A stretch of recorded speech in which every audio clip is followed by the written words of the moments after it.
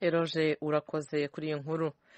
Minisitiri w'ububanyi n'amahanga w'u Rwanda Richard Sezibera ari he? Ni ikibazo abantu benshi bibaza muri iki gihe bitewe n'uko atagaragara mu ruhame cyangwa se ku rubuga rwa Facebook na Twitter akunda gukoresha. Umunyamakuru w'Ijwi ry'Amerika Geoffrey Mutagoma yakurikiranye iby'iyi nkuru.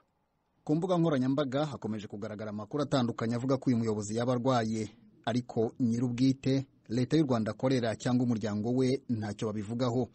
Abanditse inkuru zerekeye kutaboneka k'uyu muyobozi bose bazishingira ku kuba amaze igihe kigera ku kwezi atagaragara aho akorera mu ruhame cyangwa ngo agire icyo yandika ku mbuga nkoranyambaga nk'uko akunze kubikora.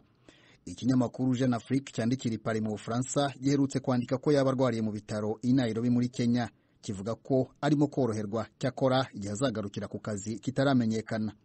Gusa ku ruhande rumwe Jeune Afrique ntisobanura neza aho yakuye ibyo bisobanuro ku bijyanye n'ubuzima bwe. Ku rundi ruhande ni inyandiko yasaga nigamije guhosha igisa no guterana amagambo hagati y'itangazamakuru ryo muri Uganda ryavuga ko yaba yarahumanye n'iryo mu Rwanda rigaragaza ko iyo myandikire ishingiye ku mpamvu za politike n'umubano utari mwiza hagati y'ibihugu byombi. Nubwo ikinyamakuru Jeune Afrique cyemeza ko inzego z'ubuyobozi bwo mu Rwanda zagihakaniye ayo makuru atangazwa n'ibinyamakuru byo muri Uganda, umunyamabanga wa leta muri Minisiteri y'Ububanyi n'Amahanga y'u Rwanda Ambasaderi Olivier Nduhungirehe kuri wa kane yabwiye Ijwi ry'Amerika ko leta y'u Rwanda yahisemo kutagira ikivuga kuri izi nkuru zicicikana, ko ahubwo bizasobanurwa mu gihe gikwiriye. Ibyo bivuze ko kugeza ubu yaba nyir'ubwite, abo mu muryango we cyangwa leta y'u Rwanda bose ntacyo berura ngo batangaze ku kutagaragara mu ruhame kwa Minisitiri w'Ububanyi n'Amahanga Richard Sezibera. Geoffrey Mutagoma urakoze kuri iyi nkuru.